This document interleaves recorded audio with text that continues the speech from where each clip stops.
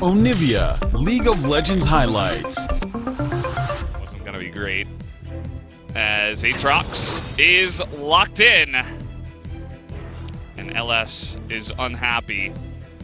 Just another great target. Racked isn't going to change too much after some of those nerfs, as Baker's going to be caught here, actually. See you later, Fear Beyond Death. That's going to be first blood already to Keen in the top lane, and let me tell you guys, if you don't... Give it up, or I can't. Yeah, it looks like they're just going to give it up. So a little bit surprising. Just farming up his tier right now with his Sheen. And it seems like we have a rotation for the Herald, but this can get very, very scary. Efforts here as well, though. Yeah, trying to get this 4v3 going, and he is on vision. Trying to poke the eye here. It's going to go down to 72, and just trying to steal that was a bit of a mistake as he goes down. A wee bit. Yeah, just a little bit. Yeah, and it looks like actually, yeah, it's just going to be the Infernal given over for free to Afreeca, so... Yeah, pushing mid, pushing bot.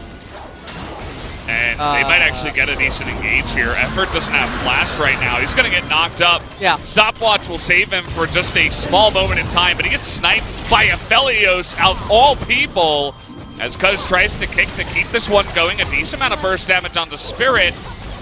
But there we go. We got the Trouble Bubble onto the Ezreal, who has nothing. He's going to get bursted down immediately. And how about another kill to the Aphelios? Let's add on to the years. Why not? You know,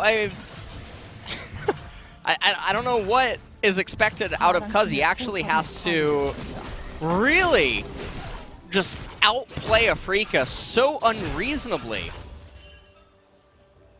When you think about what he needs to do in order to make the champion actually effective in the team fights, it's pretty outrageous. And if he manages to do it, it's a testament to his own. He will have access to the CDR. Oh, man. Effort having to flash away. And he still might be in trouble. Has to blow his own ult to get out of harm's way. And I don't think that... Oh, no. Okay, now we got Lee Sin, who got slept up. And there it is, the pick and the burst that they have on these melee. Much harder to make work. This is also a problem that many other champions have on red side, most notably red side Kennen. It's harder to find flanks, harder to find angles to get behind the opponent, whereas blue side Lee Sin, you can, I wish I could draw on the minimap right now, you can utilize much more of the jungle. Oh boy, here we go. Fear Beyond Death, they're just chomping him down from such long range, and they don't even need that ultimate. Mystic just gonna walk forward. Move into the mountain. Yeah. And as long as you protect Mr. 200, everything is gonna be A-okay. And again, Mystic, yes, Twitch enabled. It's gonna be an easy take. And already, that's going to come into effect for the potential fight that's going to break out here. T1 really want to take a fight I don't know what T1 are hoping to achieve here. They're desperate for a fight, but look at this, trying to fight front to back, but Kana's got a pretty decent angle here. Ben does have to get away as... Oh, like fake. That. Okay, he is going to have to flash the wall just to get away, and just barely not able to land that one was Fly. And is that like Tristana? Yeah, sure. Tristana, where it's like one, you can AoE. And yeah. Oh no, yeah. Okay, they're gonna burn the flash and the cleanse here, but still having trouble getting on top of that champion, as down will go the Leona just like that. The follow-up there was pretty intense. It was 4v5, by the way, as they're able to pull that off. And now Kana in a bit of trouble. Fear Beyond Death is going to be flashed. But Keen's still full health, and they have GLP. Oh man, gone. He's dead. See ya. Down he does go. That's 2 for none. Sometimes get made where people will say that the players aren't robots. You're damn right they're not robots, which is why T1 can't find an opening.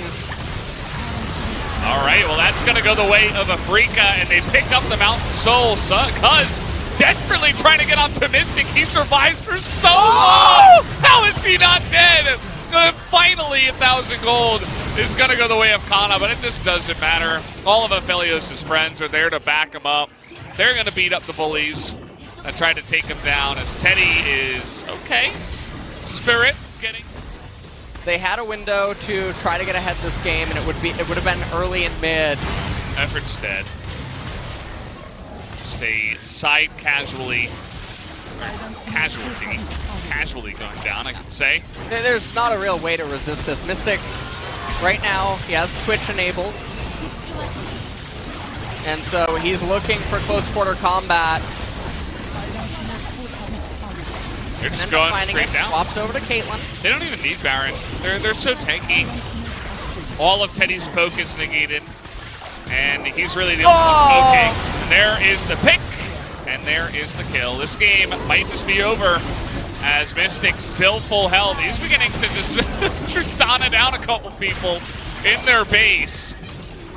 And yeah, they're just going to go for it here. We do see the respawns trying to come in, but they don't have Ezreal, and he was their only hope. And that's going to do it. Mystic just going to take down yet another kill. And that will be the end of the game. They're not going to focus down the Nexus. They want to pad their KDAs because who wouldn't want to? But there you go. GG. Another Magic top laner here against T1. And the reason that I say that is because now Graves, that wave would have been permanently frozen with that cannon. Yeah. They're still going for this, by the way. Okay. And they have TF. The flash comes in. They're trying to burst him down, and that should be that. For sure to put the Callista in a very comfortable position in this game. And now, I mean, it's the LCK, so it won't happen, but okay. Positions provided the mid and bot lane are suitable enough will almost always go over. X-Flash. Here we go. I feel like I've seen this before. As they're going to get the double knock up, and Mystic is in so much trouble. Downey will go. Ellen turrets that remain everywhere. And now mid-tier 1's going to fall. You steal the Fate's Call here. They're going to go on to Effort, and he's Alistair, so he doesn't really care. Slow's going down on the Ellum. They're trying to force that Ragnarok. There it is. And now the Galio tanking up so much in the front, but the stopwatch is pretty huge as the exhaust goes down onto Kana. But still, it is enough damage to get onto that one. The re-engage coming in here from Faker. He has the stopwatch, follows it up there, gives the double kill over to Kana. And Afreeca now as well missed the blasting plant there. He's going to die too. Now is where you have to play defensive, but man, 4 kills for none. Feels like Afreeca don't really have the tools, although they're going to get another Alistair ultimate. That feels pretty bad, man. Once again, Spirit able to get that dash up, and he's not able to get over the wall with that ultimate. Galio coming on in, but it might just be a little bit too little too late. There's the 3-man knockup. And how about another kill? Do we have any more here? Looks like Braum. And even Keen, although he does get that Alistair ultimate, but it just does not matter. The clean ace comes out from Team. Freeca look like they've been listening to Rebecca Black. Maybe that influenced the play here. Here's Effort. He's gonna find the Graves. That's been one of his favorite targets, and he's just feels like unkillable. Although this time around, T1 perhaps went a little bit too far. Fly trying to get a flank. It was actually all a bait to get him, but they're gonna find Kennen actually. He's got a stopwatch though. They don't quite have the damage to take him down, and Kana is going to live for now. And he might actually live the whole way through. Not even the 1 kill is going to be given over to Afreeca. 16-0 against Baron. They're going to get Infernal Soul here. And if there was ever a time for a surrender in pro play, I mean, this would be... This might be it. This would probably be it. If this isn't it, there's never a time. It's basically... True. I mean, you take a look at the score lines and all the stats, it's like, okay, yeah, the game is pretty much over. But nonetheless, I mean, this was absolutely a decimation. I mean, I don't even know, man. Afreeca just got Infinity Gauntlet snapped here in this game. Pretty much. Well, they're going to try for Kana here. That was a last-second flash. He was pretty far down the lane. Yeah. It's pretty difficult to force that onto a Kennen. I actually really wonder if T1 are playing in a way to retain the perfect game here. I know that sounds really strange, but when you're this far ahead, maybe the mindset is, you know, may as well. Yeah, I mean, it's not like by doing that they're going to lose from this point. No, so, yeah, you might as well. And they're looking to be clean. You know, it's even just in a, you know, a mental sense, you want to play it clean after losing the first one. Although Faker really gets caught there, but is able to flash out of that one. Element a little bit of an awkward spot now. He's going to have to Ragnarok out of this one. And they're going to find Teddy now in the front. Maybe you were able to caster curse them here, or maybe not, actually, as the big turnaround comes in, and in fact, nobody's going to die from the side of T1, and he just gets bopped in the back line. 21-0. 25 minutes in, they're just going to go ahead and tank the turrets. Effort, oh, effort. Really? No! Really? That's how you lose your perfect game. Okay. There you go. T1 still going to win the game in a landslide victory. About as what? It is one of the most unplayable matchups for Mordekaiser. It does turn on right away. I mean, Victor is still weak compared to what he used to be at before. Wow. Flash forward. Getting on top of this Ezreal real early. We do have a pillar to come in. He wants to try to block LM. And with the exhaust, is he going to be able to do it? The damage, is it there? They're going to lock him down and actually get the kill onto the Olaf. That was only going one direction, and now Spirit is even going to have to flash. Turns out they had enough damage. Kana out of the lane. And Kana does have teleport, so it's not the end of the world by any means. That was a very awkward anchor. They're not quite going to have the damage. They got to follow up on this, but there's TP coming in and LM behind them. And Faker from the river. This is a disaster for Afreeca. Giving him 3 free kills, essentially. It's kind of like a world cone. Really coming in handy here for T1. Oh, yeah. As that whole thing just happened because Effort got away. So I guess you could say Nautilus clicks away from Effort. And Effort would have gotten a shield back up. As we come back into live, we see a Chaos Storm. Take it away, Ellis. Yeah, well, Azir is going to get a kill onto the Victor. At least. I thought maybe you would have blown that in the last fight, but not the case. And I think all that Keen is trying to do right now... Well, okay, he's going to get that grip down, and they have a bunch of slows with the red smite. They're just going to go ahead and burn him down. That looks... Finally live. T1 are absolutely in the driver's seat together. Oh, boy. Okay. There's no flash. He's just a sitting duck. Chaos Storm. Field and Chaos Storm, but not going to have enough damage to bring down Azir. Oh, again? If so mean. Yeah, if Victor... Mean? I mean, well, Victor, okay. It's going to try to force it here against Faker, and now we have the rotations coming in.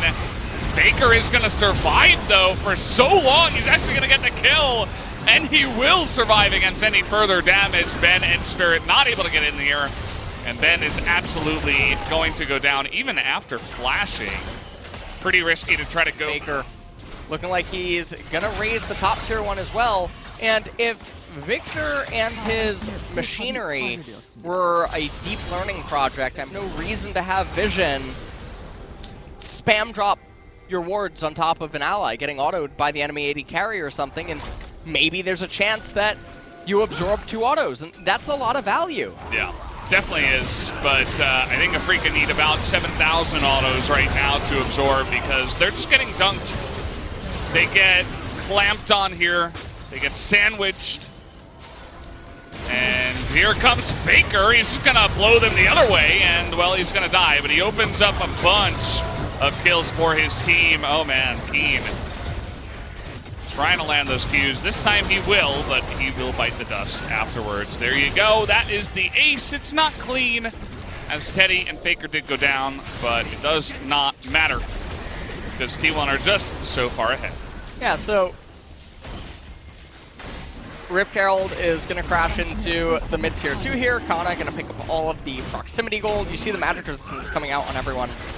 Really nice to see. They're going to get the Infernal Dragon for themselves.